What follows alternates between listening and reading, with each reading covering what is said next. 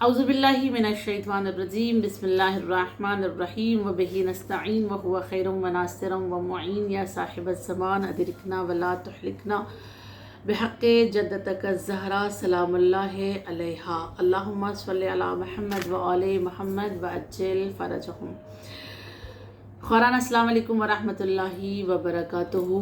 सूरह बुरूज को लेकर आपकी खिदमत में हाज़िर हुए हैं और ये वो सूरा है जो मक्के में नाजिल हुआ और 22 आयात इसमें मौजूद हैं।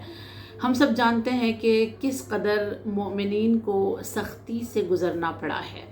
ख़ुद मक्के के सरज़मीन पर जो मोमिनीन थे वो मोमिनीन और उसके पहले भी जो मोमिनीन गुज़रे हैं उन तमाम लोगों को मसाइब का सामना करना पड़ा है और दूसरे जो मज़ाहिब के लोग थे वो उन पर हमेशा दबाव डालते रहे, हमेशा तकलीफ़ उन्हें देते रहे, हमेशा अज़ियतें देते रहे। लिहाजा इस सूरे में उन लोगों की बात की गई है। शुरू में कुछ कस्में अल्लाह ने खाई और उन लोगों की बात की जिन लोगों ने दूसरे लोगों के ईमान को ख़त्म करने के लिए, मोमिनीन के ईमान को ख़त्म करने के लिए उनको अज़ियतें दी। और अज़ियतें भी कैसी कि गड्ढा खोदा गया। असहाबे उख़दूद उन्हीं को कहते हैं जो गड्ढा खोदे और गड्ढा खोद के उसमें आग लगाकर मोमिनीन को ज़िंदा जला देते थे, उन्हें असहाबे उख़दूद कहते थे। यानी असहाबे उख़दूद की इसमें बात हुई है शुरू में।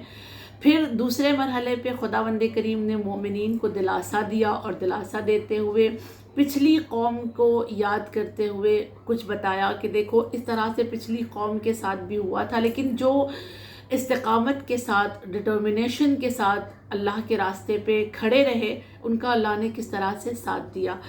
तीसरे मरहले में अल्लाह ने इस सूरे में कुरान मजीद की तारीफ़ की है, उसकी अज़मत को बयान किया है और फिर वही के बारे में कुछ बात करते हुए सूरे को ख़त्म किया है। सूरे की फजीलत के लिए एक हदीस काफ़ी है। नबी करीम सल्लल्लाहु अलैहि वसल्लम फरमाते हैं कि जो सूरे बुरूज की तिलावत करेगा उसे रोज़े जुमा जमा होने वाले अफराद और रोज़े अरफात के मैदान में जमा होने वाले अफराद के बराबर 10 गुना ज़्यादा हसनात दिए जाएंगे। और जो लोग इस सूरे को मुसलसल पढ़ते रहेंगे उनसे खुदावंद करीम तमाम खौफ, तमाम तरह का डर निकाल देगा और उन्हें मसाइब से रिहाई अता करेगा। सूरे की तफसीर में जाने के लिए हमें आयात को देखना पड़ेगा कि आयात क्या कह रही हैं। हम पहले 3 आयतों को देखेंगे जिसमें अल्लाह ने कस्में खाई हैं। सबसे पहली आयत में खुदावंद करीम ने जो कसम खाई है वो आसमान में मौजूद सितारों की कसम है, बुरूज जिसको कहते हैं। बिस्मिल्लाहिर्रहमानिर्रहीम वस्समाए ज़ातिल बुरूज, आसमान की कसम जिसके बहुत सारे बुरूज हैं। बुरूज कहते हैं, बुर्ज की जमा है बुरूज, और बुर्ज कहते हैं किसी ऐसी चीज़ को जो बहुत ओपन हो, रोशन हो, आश्कार हो। और बुर्ज जो है, दूसरा माना जो है बुर्ज का वो बड़ी बड़ी इमारतें, एक बड़ा सा महल, उसे भी बुर्ज कहते हैं। जैसे बुर्ज खलीफा नाम रखा गया एक बिल्डिंग का इस वजह से क्योंकि वो बहुत बुलंद है, बहुत ऊंची बनाई गई है, इस वजह से उसको बुर्ज का नाम दिया गया। और बुर्ज, अगर आसमानों के बुर्ज की बात करें, ज़मीन पर अगर कहेंगे बुर्ज तो इसका मतलब बुलंद इमारत, महल। लेकिन अगर आसमान के बुर्ज की बात करेंगे तो आसमान में बुर्ज का मतलब होता है सितारे। तो बुर्ज वो 12 सितारे हैं, जो स्टार हम कहते हैं ना, आपका क्या स्टार है, आपका क्या स्टार है, जेमिनी है, जो वगैरह वगैरह। तो वो जो 12 सितारे हैं उनको बुर्ज कहा जाता है, जिसको हम आसान लफ्ज़ों में राशि कहते हैं ना, शायद हिंदी ज़बान में उसे राशि कहा जाता है, उर्दू में बुर्ज कहते हैं और इंग्लिश वाले उसे स्टार कहते हैं कि आपका स्टार क्या है। अल्लाह ने उसकी कसम खाई है।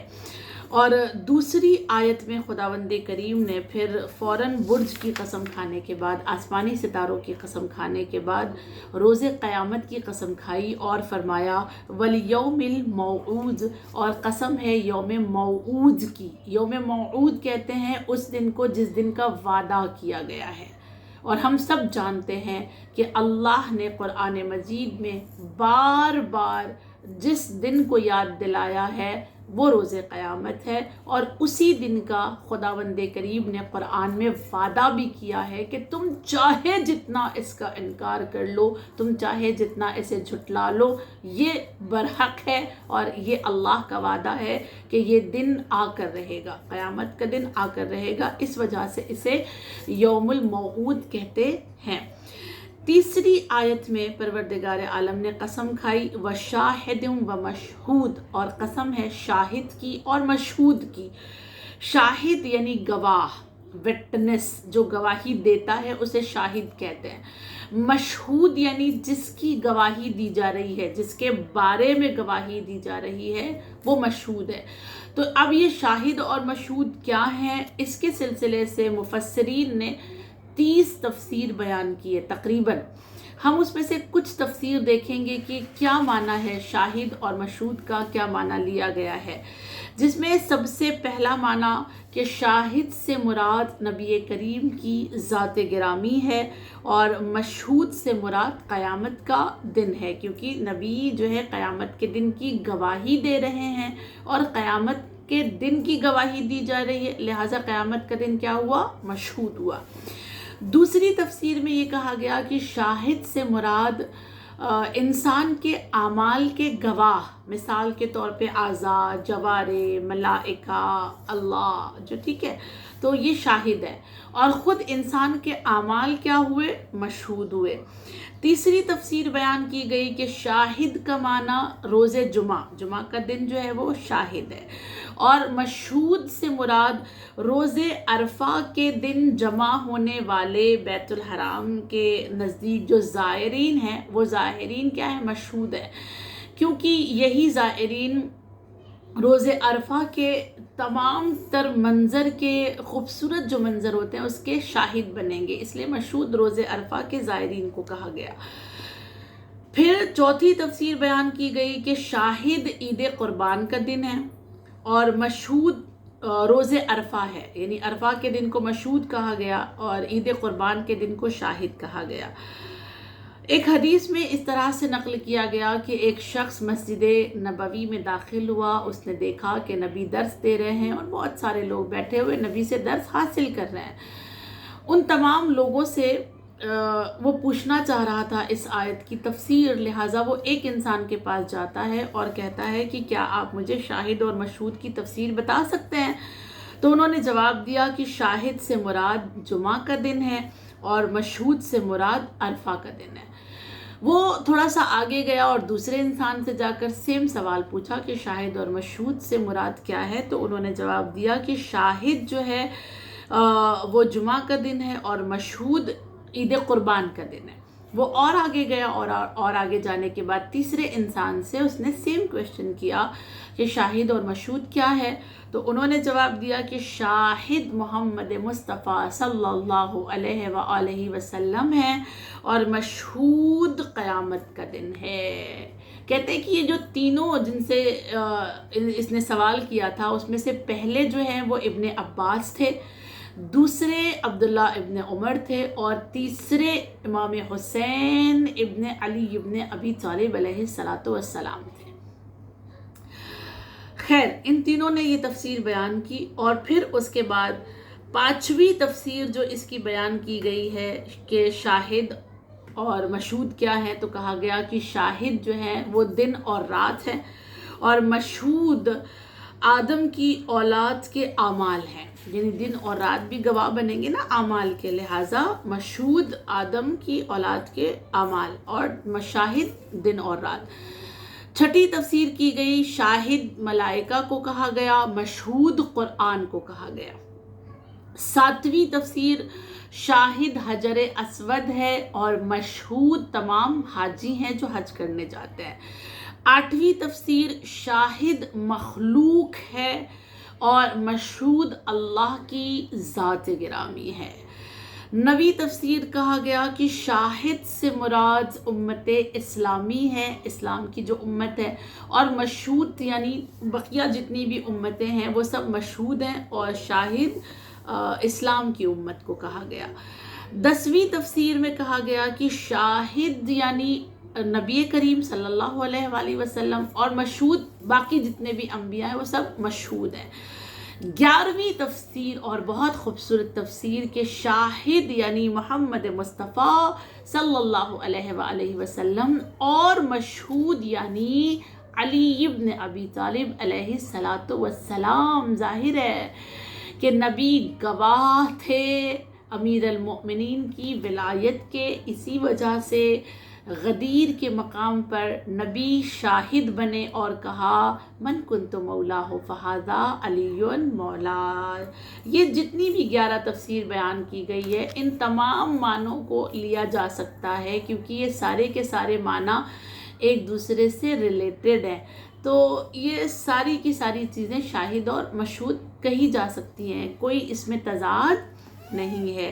اب یہ اتنی قسمیں اللہ نے کھائیں اور اتنی قسمیں کھانے کے بعد اللہ کا جو ہدف تھا قسم کھانے کا، مقصد جو تھا وہ یہ بتانا تھا کہ جو اذیت دینے والے لوگ ہیں، جو درد دینے والے لوگ ہیں، وہ اس بات کو یاد رکھیں کہ یوم موعود ہے، وہ اس بات کو یاد رکھیں کہ صرف یوم موعود نہیں ہے بلکہ شاہد بھی ہے اور مشہود بھی ہے، جو ہم نے سب کو جمع کر کے رکھا ہے، محفوظ کر کے رکھا ہے، کوئی بچ کر نہیں نکلے گا۔ خوب اسی وجہ سے اللہ نے فوراً چوتھی آیت میں یہ کہا۔ ہم چوتھی، پانچویں اور چھٹی آیت کو ایک ساتھ سمجھنے کی کوشش کریں گے۔ خدا کہتا ہے قتل اصحاب الاخدود، کہ موت اور عذاب ہو ایذا دینے والے اصحاب اخدود پر۔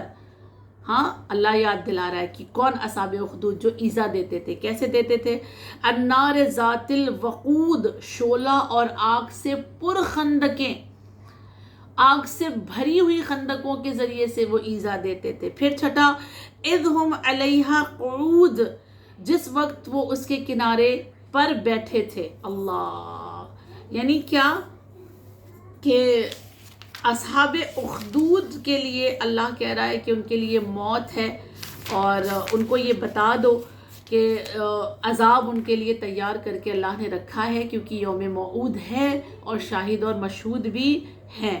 اور یہ اصحاب اخدود ایسے تھے کہ جو زمین پر گڑھا بناتے تھے، اور گڑھا بنانے کے بعد اس میں لوگوں کو ڈال دیا جاتا تھا، زندہ جلا دیا جاتا تھا۔ یہ جو گڑھے بنائے گئے تھے، ان گڑھوں کے بارے میں بتایا جاتا ہے کہ ان کی جو لمبائی اور چوڑائی تھی وہ اس طرح سے تھی کہ لمبائی جو ہے وہ 40 گز کی ہوا کرتی تھی، اور اس کی جو چوڑائی ہے وہ 12 گز کی ہوا کرتی تھی۔ اتنا بڑا یہ گڑھا، اور اس کی گہرائی بھی بہت زیادہ ہوتی تھی، اتنا بڑا گڑھا وہ بناتے تھے۔ اور ایک گڑھا نہیں بلکہ 7 گڑھے بنائے تھے، اور اس سے زیادہ بھی تاریخ میں ملتا ہے کہ بنائے گئے تھے، اور اس میں بعض اوقات مومنین کو ڈالا گیا، بعض اوقات دوسرے انسانوں کو ڈالا گیا اور اس میں جلایا گیا۔ تو جو اس طرح سے لوگوں کو جلا رہے ہیں، اور جلانے کے بعد گڑھے کھودنے کے بعد اللہ کیا کہتا ہے کہ صرف جلاتے نہیں تھے بلکہ جلانے کے ٹائم پر ان کو ڈالنے کے ٹائم پر وہ اس کے کنارے پہ، یعنی اس خندق کے اس گڑھے کے کنارے پہ بیٹھے ہوئے ہوتے تھے، اور وہ سارا منظر دیکھ رہے ہوتے تھے۔ اللہ، کیسے تھے نا، ان کا دل کیسے ہوا کرتا تھا کہ کسی انسان کو زندہ جلتے ہوئے بھٹی میں ڈال دے، اور پھر اسی کنارے پہ بیٹھ کر وہ اس سارے نظارے کو دیکھتے تھے کہ کس طرح سے انسان تڑپ رہا ہے، چیخ رہا ہے، چلا رہا ہے، لیکن انہیں ذرہ برابر بھی ان کی چیخوں پر ترس نہیں آتا تھا، رحم نہیں کھاتے تھے، اور وہ اسی طرح سے لوگوں کو جلنے کے لیے چھوڑ دیا کرتے تھے۔ لہٰذا اللہ کہتا ہے کہ کس طرح سے وہ لکڑیاں جمع کرتے تھے، اور ان کا مقصد کیا تھا جلا دینے کا؟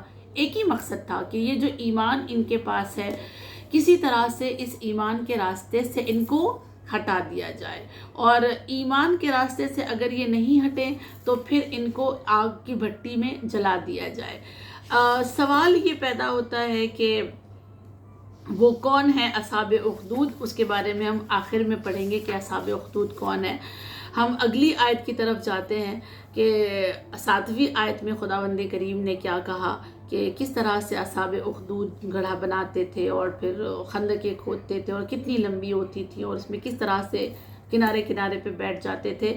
اور پھر 7ویں آیت میں کہتا ہے وَهُمْ عَلَى مَا يَفْعَلُونَ بِالْمُؤْمِنِينَ شُهُودٌ، اور جو کچھ وہ مومنین کی نسبت انجام دیتے تھے اسے دیکھ رہے تھے.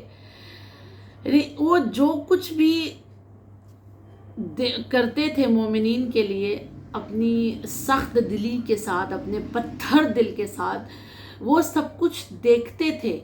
ہاں، اور دیکھنے کے بعد جو ہے وہ کیا مومنین شہود یعنی شاہد تھے، وہ گواہ تھے خود اس بات کے کہ ہم نے سب کچھ دیکھا ہے، کیونکہ ہم ہی نے ان کو آگ میں ڈالا ہے. اور جو لفظ آیا ہے یفعلون کا، جو مضارع کا صیغہ ہے، جس سے یہ پتہ چلتا ہے کہ یہ کام انہوں نے ایک بار کر کے چھوڑ نہیں دیا ہے، بلکہ یہ کام انہوں نے کنٹینیو جاری رکھا ہے اور لگاتار یہ کام وہ انجام دیتے رہے ہیں. اور اکثر یہ حالات جو پیدا ہوتے تھے، یہ کام جو کیا جاتا تھا خندق میں ڈالنے کا، یہ قبیلے کے بڑے لوگ جو ہے نا، رئیس لوگ قبیلے کے نچلے طبقے کے لوگوں کے ساتھ کرتے تھے. یعنی جو اونچے طبقے کے لوگ تھے وہ زیادہ تر اذیتیں اس طرح کی نچلے طبقے والوں کے ساتھ اذیتیں ان کو دیتے تھے، اور خود بیٹھ کر وہ سارے منظر کو دیکھتے تھے. خود وہ اس منظر کے شاہد تھے، اس کے گواہ تھے، اور بیٹھے رہتے تھے.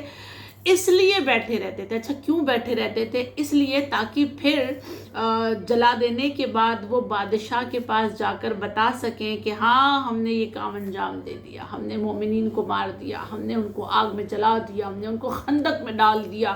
ہم گواہی دے رہے ہیں کہ ہم وہاں موجود تھے جب تک وہ جل نہیں گئے، جب تک وہ ختم نہیں ہو گئے، ہم وہاں پہ کھڑے رہے تاکہ انہیں بادشاہ سے انعام مل سکے. اللہ عجب نا، کس طرح سے انسانیت پر ایک شرمناک بات اٹھتی ہے کہ کیسے لوگ یہ رہے ہوں گے. کتنا سخت دل ان کا رہا ہوگا کہ ان کی آنکھوں کے سامنے کوئی جل رہا ہے آگ میں، اور یہ اس طرح سے اپنے آپ کو گواہ بنا کر جا کر بادشاہوں سے، حکومت سے انعام حاصل کر رہے ہیں. خیر، یہ ایک بات کی گئی. اس کے بعد یہ کہا گیا 8ویں آیت میں وَمَا نَقَمُوا مِنْهُمْ إِلَّا أَن يُؤْمِنُوا بِاللَّهِ الْعَزِيزِ الْحَمِيدِ. انہیں کوئی اعتراض ان مومنین پر نہ تھا سوائے اس کے کہ وہ خداوند عزیز و حمید پر ایمان لائے تھے. اب اللہ وجہ بتا رہا ہے کہ کیوں ان لوگوں نے اس طرح کا عمل کیا اور کیوں ان لوگوں نے لوگوں کو خندق میں ڈالا. تو اللہ کہتا ہے کہ وجہ صرف یہ تھی کہ وہ مومنین ایسے تھے کہ جو اللہ پر ایمان لے کر آئے تھے. اللہ عزیز اور حمید اللہ پر ایمان لائے تھے، اور وہ اپنے ایمان سے پیچھے ہٹنے کو تیار نہیں تھے. بڑی کوشش کی جا رہی تھی کہ کسی طرح سے ان کو ان کے ایمان سے ہٹا دیا جائے، لیکن ان کی ساری کوششیں فیل ہو گئیں. اور جب مومنین کو دیکھا گیا کہ یہ بہت ڈٹرمائن ہے، یہ بہت زیادہ استقامت کے ساتھ کھڑے ہیں، تو پھر ان کو سزا کے طور پہ کیا کیا گیا؟ آگ میں ڈال دیا گیا. یہ ان کی خطا صرف یہ ہے کہ وہ اللہ پر ایمان لے کر آئے. ان کی خطا صرف یہ ہے کہ وہ اپنے ایمان سے اپنے آپ کو دستبردار نہیں ہونے دیتے تھے. یعنی ایک جگہ پہ کھڑے ہیں ایمان کے ساتھ تو پھر کھڑے ہیں، پھر وہ کتنی بھی مشکلیں آ جائیں وہ اپنے ایمان کو کبھی اپنے ہاتھ سے جانے نہیں دیں گے. پھر اس کے بعد اللہ نے 8ویں آیت میں کہا اللہ نے 9ویں آیت میں کہا الذی لہ ملک السماوات والارض واللہ علی کل شیء شہید. وہی خدا کہ آسمانوں اور زمین کی حکومت جس کے لیے ہے اور وہ ہر چیز پر گواہ ہے. اسی پروردگار عالم پر وہ ایمان لے کر آئے تھے جو زمین اور آسمان کا حاکم ہے. زمین و آسمان اس کی حکومت ہے، ساری کائنات پر اسی کی حکومت کا دبدبہ ہے، اور وہی اللہ ہے جو ہر چیز کا گواہ ہے. سب سے بڑا شاہد کون ہے؟ اللہ. روز قیامت بھی سب سے بڑا شاہد کون ہوگا؟ خدا. ہمارے اعضاء جوارے گواہی نہ بھی دیں تو اللہ کی گواہی کافی ہے. ہاں، زمین گواہی نہ بھی دے اللہ کی گواہی کافی ہوگی. زمانہ وقت گواہی نہ دے، ٹھیک، تب بھی اللہ شاہد ایسا ہے کہ جس کی گواہی روز محشر کافی ہوگی. لیکن اس کے باوجود بھی اللہ نے بہت سارے شاہد رکھے. مثال کے طور پہ انبیاء کو رکھا، ہاں، ولیوں کو رکھا، زمین کو شاہد بنایا، گواہ بنایا. اور اس طرح سے پروردگار عالم نے خود بعد میں یہ کہا کہ میں خود بھی شاہد ہوں. اللہ ایسا ہے کہ جو گواہ ہے انسانوں کے ہر اعمال کا. اور خدا کے پاس ساری انسانوں کے اعمال کے حساب و کتاب موجود ہیں۔ تو اللہ یہاں پہ کہہ رہا ہے وہی پروردگار جو حاکم ہے، جو عزیز ہے، جو حمید ہے اور ہر چیز کا گواہ ہے، اس خدا پہ ایمان لانے کی سزا انہیں یہ ملی کہ انہیں خندق میں ڈال دیا گیا۔ اب ہم یہ سمجھیں گے کہ اصحاب اخدود کسے کہا گیا ہے۔ اس کی بھی 3 سے 4 تفسیریں کی گئی ہیں اور ساری کی ساری تفسیریں ایکسیپٹیبل ہیں، قبول کی جا سکتی ہیں۔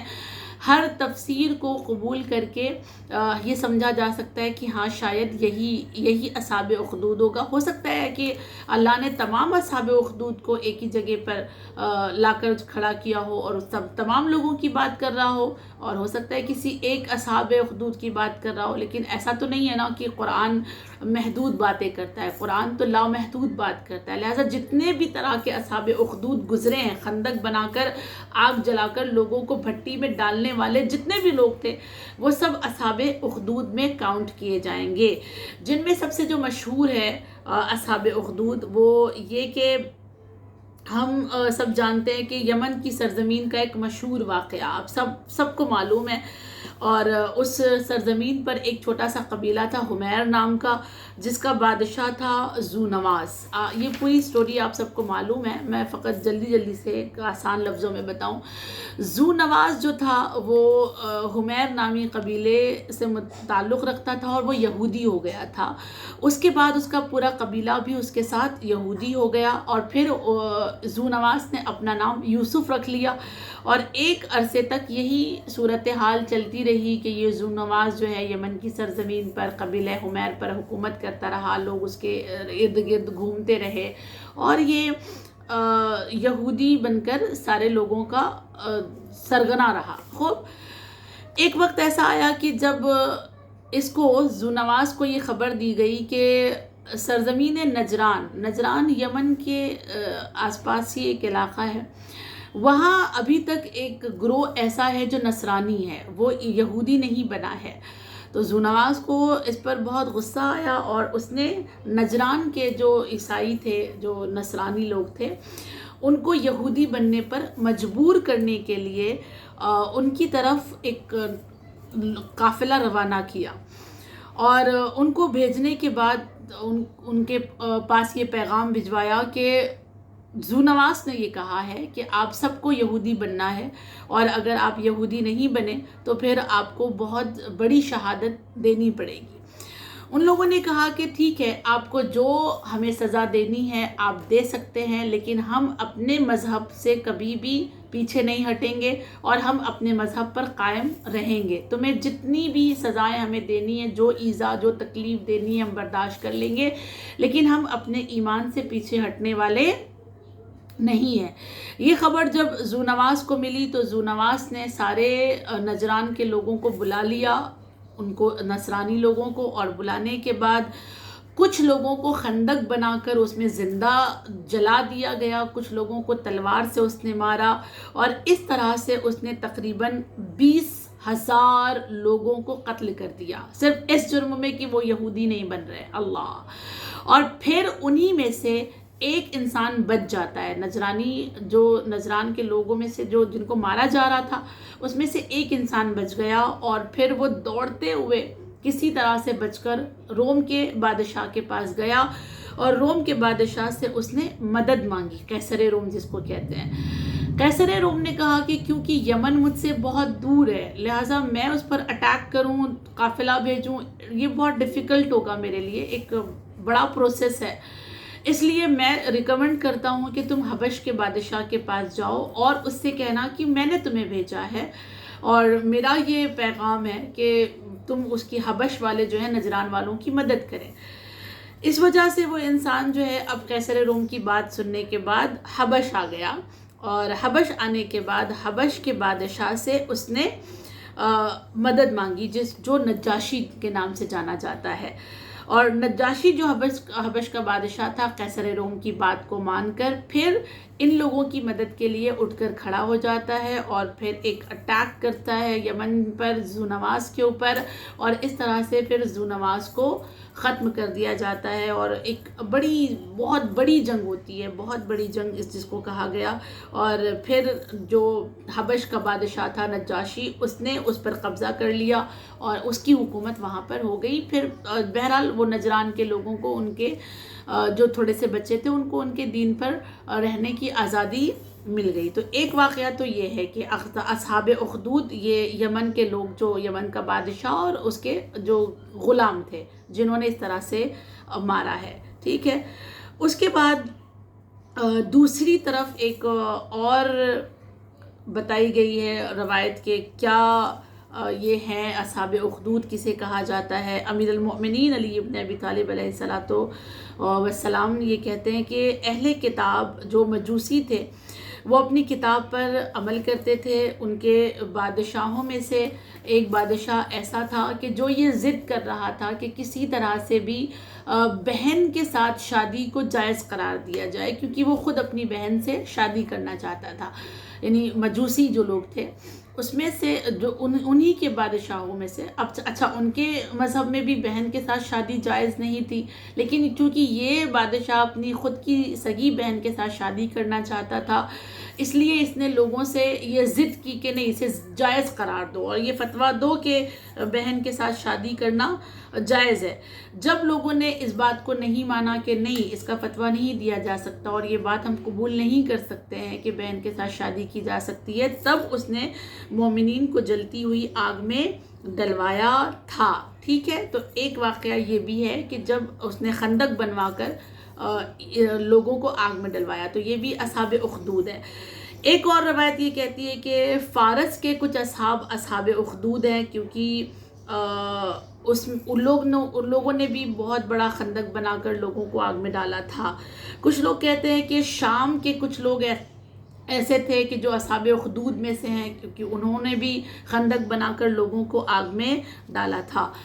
ایک روایت یہ کہتی ہے کہ حضرت دانیال جو مشہور نبی تھے، ان کے اصحاب کے ساتھ بھی یہی ہوا تھا، ان کے ساتھیوں کے ساتھ بھی یہی ہوا تھا۔ تو حضرت دانیال کے اصحاب کے ساتھ جو واقعہ ہوا تھا، خندق میں آگ جلا کر ان کو ڈال دیا گیا اور اس طرح سے ان کو زندہ جلایا گیا، تو وہ لوگ جو حضرت دانیال کے اصحاب کو زندہ جلا رہے تھے، وہ بھی کیا ہوئے؟ اصحاب اخدود ہوئے، ٹھیک ہے۔ تو اس طرح کے بہت سارے لوگ اصحاب اخدود کہے جائیں گے۔ اور اسی طرح اگر ہم دیکھیں تو حضرت آسیہ کا واقعہ جو ہمیں ملتا ہے فرعون کے دربار میں، تو فرعون بھی کیا ہوگا؟ اصحاب اخدود میں سے ہوگا، کیونکہ وہ بھی بہت ایسا ہی ظالم تھا کہ جو لوگوں کو جلتی ہوئی آگ میں ڈالتا تھا۔ اس کے علاوہ جناب عمار یاسر کے ماں باپ کو جس طرح سے آگ لگا کے جلا دیا گیا، ان کو بھی اصحاب اخدود کہا جائے گا، جنہوں نے اس طرح سے ظلم ڈھایا ہے عمار یاسر کے والدین پر۔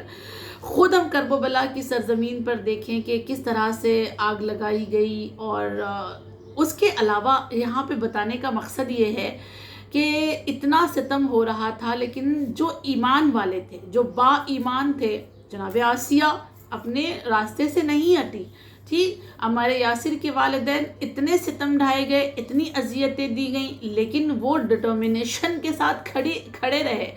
اور اس کے بعد دیکھیں امام حسین کے جو اصحاب تھے، کتنی اذیتیں ان کو دی گئی، لیکن اس کے باوجود وہ اصحاب بھی امام حسین کا ساتھ دیتے رہے، اور کس طرح سے لوگوں نے امام حسین کا ساتھ دے کر یہ بتایا کہ پامردی اور استقامت کسے کہتے ہیں، کہ تم چاہے جو کر لو، ایون خواتین، کہ تم آگ بھی لگا دو گے تب بھی ہم امام حسین کے ساتھ کھڑے رہیں گے۔ یعنی بتانے کا مقصد صرف یہ ہے کہ جس کے اندر استقامت آ جاتی ہے، ڈٹرمائن جو ہو جاتا ہے، تو پھر اسے جلتی ہوئی آگ میں بھی اگر جلا دیا جائے تب بھی وہ اپنے ایمان سے ہٹتا نہیں ہے۔ اور جو لوگ بھی اس طرح کی حرکتیں کرتے ہیں، خندق بناتے ہیں، گڑھا بناتے ہیں، آگ جلاتے ہیں اور ان کو آگ میں زندہ جلا دیا جاتا ہے مومنین کو، تو وہ جلانے والے کیا ہوئے؟ اصحاب اخدود کہلائے۔ ایک آخری روایت آپ کی خدمت میں کہ امیر المؤمنین نے یہ نقل کیا ہے کہ خدا نے حبشہ کے لوگوں پر ایک پیغمبر کو مبعوث کیا تھا، حبش کے لوگوں کے درمیان ایک پیغمبر کو بھیجا، اور جب حبش کے لوگوں نے اس پیغمبر کی، اس اللہ کے بھیجے ہوئے اس نبی کی تکذیب کی، تو ان کے درمیان تکذیب یعنی جھٹلایا، ان کو انکار کیا کہ نہیں یہ کوئی نبی وبی نہیں ہے، کچھ نہیں ہے، ایسا نہیں ہے، کچھ ایسا نبی کچھ نہیں ہوتا ہے، تو ان کے درمیان جنگ ہوئی، اور جنگ کے بعد پھر حبشہ کے پیغمبر کو ان کے اصحاب کے ساتھ قتل کر دیا گیا، ان کے صحابیوں کے ساتھ حبشہ والوں نے مار دیا، اور پھر ایک گروپ ایسا تھا کہ انہوں نے مارنے کے لیے پیغمبر کے ساتھ لوگوں کو گرفتار کیا، یعنی ایک اصحاب کو اس طرح سے مارا گیا کہ ان کو باقاعدہ طور پہ گرفتار کیا گیا، اور گرفتار کرنے کے بعد ان کو ایک ایک کر کے آگ میں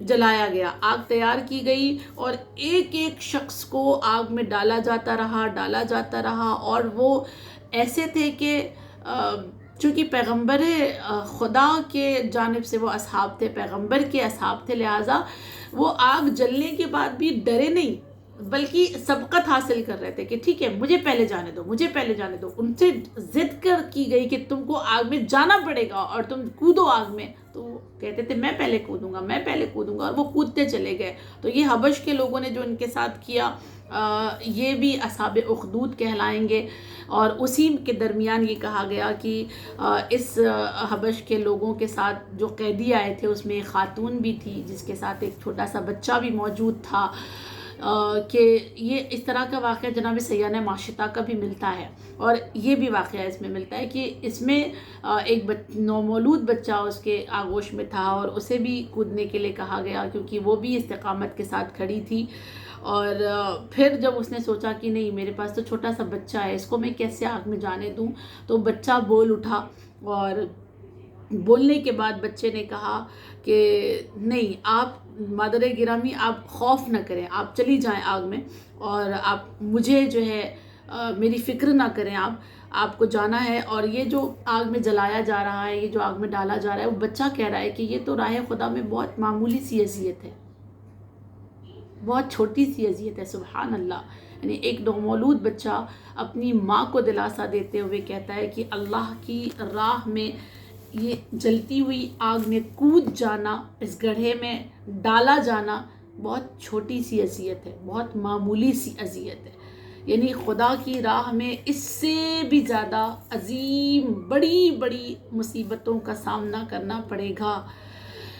لہٰذا اس عورت نے اپنے بچے کی بات کو سنا، اور سن کر وہ بھی آگ میں کود پڑی اور اسے بھی جلا دیا گیا۔ تو یہ لوگ بھی کیا ہوئے؟ اصحاب اخدود، یعنی یہ جتنے بھی لوگ ایسے تھے جو گڑھا بنا کر با ایمان لوگوں کو آگ میں جلاتے تھے، وہ سب اصحاب اخدود ہیں، اور جو لوگ ان کے مقابل میں کھڑے تھے وہ استقامت والے تھے، وہ بہادر تھے، وہ ایسے تھے جو واقعاً ایمان والے تھے، اور ان کو ایمان کی یہ سزا دی گئی، اور ایمان کی اس سزا پہ وہ راضی تھے، خوشی کے ساتھ انہوں نے اس سزا کو قبول کیا، لیکن اپنے ایمان کو اپنے ہاتھ سے جانے نہیں دیا۔ آج ہمارے سامنے بھی یہی کچھ حالات پیدا کیے جا رہے ہیں۔ آج مسلمانوں کو ان کے ایمان سے ہٹ جانے کے لیے مجبور کیا جا رہا ہے، اور ہم سے بھی یہ تقاضا کیا جا رہا ہے کہ اپنے ایمان سے دستبردار ہو جاؤ، اور جو دوسروں کا ایمان ہے اسے قبول کر لیں۔ قرآن ہمیں یہ دعوت دیتا ہے کہ تمہیں ستایا جائے گا، اور وہ بچہ کہتا ہے کہ آگ میں بھٹی میں ڈالا جانا، آگ کی بھٹی میں ڈالا جانا معمولی سا درد ہے، اور زیادہ درد جھیلنا پڑے گا، لیکن استقامت کے ساتھ رہنا، ڈٹرمنیشن کے ساتھ رہنا، اپنے ایمان کا سودا کبھی نہ کرنا۔ وآخر الدعوانا ان الحمد للہ رب العالمین۔ سورہ فاتحہ۔ بسم اللہ الرحمن الرحیم، الحمد للہ رب العالمین، الرحمن الرحیم، مالک یوم الدین، ایاک نعبد و ایاک نستعین، اہدنا الصراط المستقیم، صراط الذین انعمت علیہم غیر المغضوب علیہم ولا الضالین۔ بسم اللہ الرحمن الرحیم، قل هو اللہ احد اللہ الصمد، لم یلد ولم یولد ولم یکن له کفوا احد۔ بسم اللہ الرحمن الرحیم، قل هو اللہ احد اللہ الصمد، الصمد لم يلد ولم يولد ولم يكن له كفوا أحد بسم الله الرحمن الرحيم قل هو الله أحد الله الصمد لم يلد ولم يولد ولم يكن له كفوا أحد إن الله وملائكته يصلون على النبي يا أيها الذين آمنوا صلوا عليه وسلموا تسليما اللهم صل على محمد وآل محمد وعجل فرجهم سورہ فاتحہ، سورہ اخلاص اور درس قرآن مجید کا نذرانہ چہردہ معصومین بار امام بندتان پاک شہیدان کرب و بلا اسیران کرب و بلا و یتیمان کرب و بلا کی بارگاہ اقدس میں ہدیہ کرتے ہیں۔ اس کے طفیل میں جو بھی ثواب ہو جملہ مرحوم مؤمنین والمؤمنات کی ارواح کو، تمام علماء، تمام شہداء، تمام مجتہدین کی ارواح کو، اور خصوصاً جو لوگ ہمیں سنتے ہیں ان کے مرحومین کی ارواح کو جن کی جانب سے یہ کلاس آرگنائز کی گئی ہے، ان کے مرحومین کی ارواح کو بخش دے خداوند کریم، مرحومین کے گناہ کبیرہ و صغیرہ کو معاف فرما، مرحومین کی مغفرت فرما، مرحومین کو جوار حسین میں جگہ عنایت فرما۔ وآخر الدعوانا ان الحمد للہ رب العالمین۔